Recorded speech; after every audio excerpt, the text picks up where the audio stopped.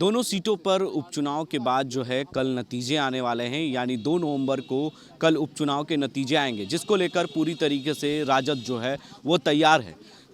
अभी इस वक्त जो है वो तेजस्वी यादव निकल चुके हैं कुशेश्वर स्थान पर। आप तस्वीरों में भी देख सकते हैं कि किस तरीके से तेजस्वी यादव जो है वो निकल रहे हैं अपने नेताओं के साथ, और वहां पर पूरी तरीके से रहेंगे क्योंकि कल वोटिंग की जो गिनती है उसका फैसला होने है कि किसकी जीत होगी, जो उनके उम्मीदवार हैं पूरी तरीके से। क्योंकि तेजस्वी यादव लगातार पैनी नज़र बनाए हुए हैं दोनों सीटों पर।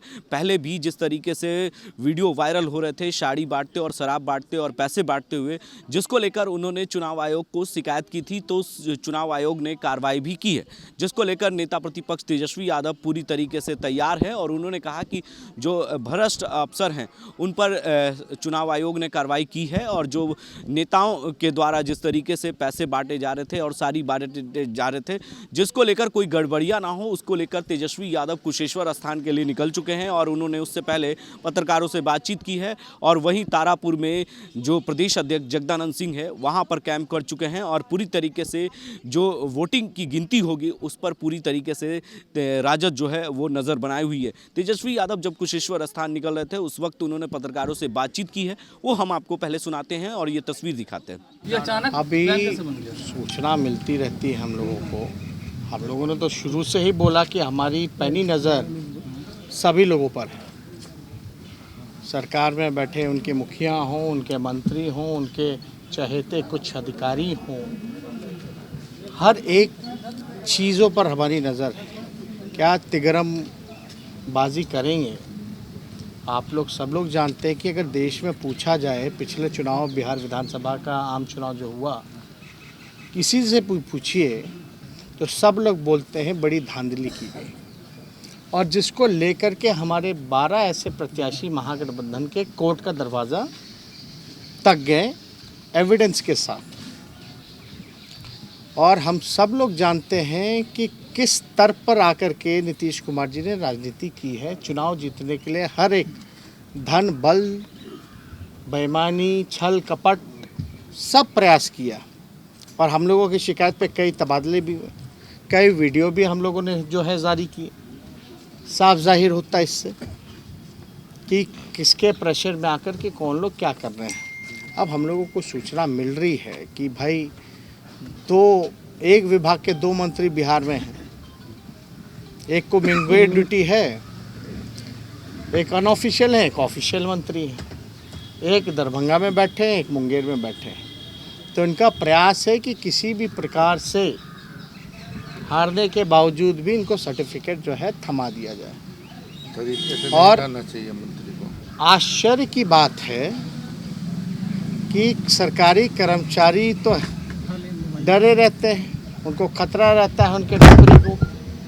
इस बार जो है संविदा कर्मी की ड्यूटी लगाई गई, यानी जो कॉन्ट्रैक्ट पे जो लोग हैं उनकी चुनाव में गिनती रखी गई। हालांकि हमारे पास एक एक लोगों का नाम और लिस्ट है कि किसको कहाँ ड्यूटी मिली है, चाहे वो सरकारी कर्मचारी हो या संविदा कर्मचारी हो। सब लोगों का हमारे पास पुख्ता जानकारी है कि किसको क्या ड्यूटी दी गई है। तो हमारी नज़र वहाँ है।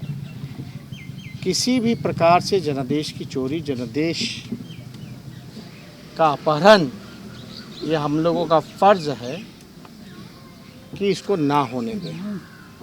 जनता ने जो जनादेश मिला है उसका सब लोगों को सम्मान करना चाहिए। कुछ भी कर ले, जीत हमारी होना तय है।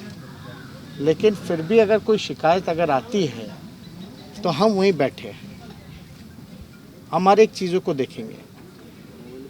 हम दरभंगा जा रहे हैं, और जगदानंद सिंह जी जो प्रदेश अध्यक्ष हैं वो मुंगेर रवाना हो चुके हैं। हर जगह हम लोगों की पैनी नज़र है। और मुख्यमंत्री जी तो भावनात्मक शोषण करते रहे हैं। उनके चाल और चरित्र को पूरा देश जान गया है कि वो चुनाव जीतने के लिए कुछ भी कर सकते हैं। अब बताइए, किसी भी मुख्यमंत्री का बयान कि हमको कौन गोली मरवा देगा नहीं मरवा देगा, इस तरह की बयान किसी भी स्तर पर आकर के कुछ भी बोल देना, ये मुख्यमंत्री जी का काम रह गया। तो हमारी जो है पूरी पैनी नज़र जो है इस चुनाव की गिनती मतगणना को लेकर के हमारी पहली नज़र है और हम और सिद्दीकी जी हम लोग सब लोग जा रहे हैं दरभंगा। वहाँ भी हमारी पहले से जो टीम है वो सब लोग वहाँ उपस्थित हैं। अब जा कर के नियम कायदा जो बदले जा रहे हैं, बदलाव जो आ रहा है, कहीं 3 हॉल कर दिया गया है, कहीं 1 हॉल है, कहीं 2 हॉल है, कोई क्लैरिटी किसी भी दल या किसी भी कैंडिडेट को नहीं दिया जा रहा है। अगर आप लोग जानकारी प्राप्त करना चाहें मतगणना का क्या आदेश है, गिनती को लेकर के क्या सरकारी आदेश उन लोगों ने दिया है कि किस प्रकार से गिनती कराएंगे, कितने टेबल होंगे, कितने आरओ होंगे, कितने एआरओ होंगे, पोस्टल वाले में अलग होगा कि सेंट्रल हॉल में होगा या सेंट्रल टेबल कहाँ है, इस तरह की जो कन्फ्यूजन जो है लगातार जो है पैदा किए जा रहे हैं। इसको लेकर के हम लोग सब लोग वहीं हैं और एक एक चीज़ को हम लोग देख रहे हैं, कहीं भी कोई भी गड़बड़ नहीं होने देंगे। उनके मंत्री हों या संतरी हों, सब अधिकारी तो बेईमान नहीं होता, लेकिन कुछ तो हैं। हमने पूर्व में भी शिकायत किया था जिस पे कार्रवाई भी हुई है, हटाए गए हैं। सब लोगों का लिस्ट है हम लोगों के पास, चाहे वो संविदा कर्म पे हो, ड्यूटी मिली हो या कोई सरकारी कर्मचारी।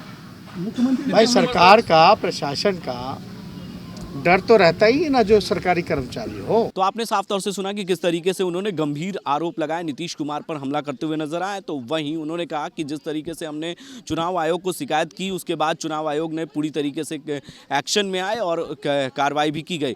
तो कह सकते हैं कि दोनों सीटों पर जो उपचुनाव हैं उसके कल नतीजे आने वाले हैं। अब देखना ये होगा कि जो नतीजे आएंगे वो किसके पक्ष में आएंगे, क्योंकि हर पार्टी के उम्मीदवार जो है इस मैदान में उतर चुके हैं और अपने भाग्य का फैसला कर रहे हैं। तो कल ये भाग्य का फैसला का नतीजा भी आ जाएगा। तमाम ऐसी खबरों के लिए आप बने रहे 10 न्यूज़ के साथ और देखते रहें 10 न्यूज़।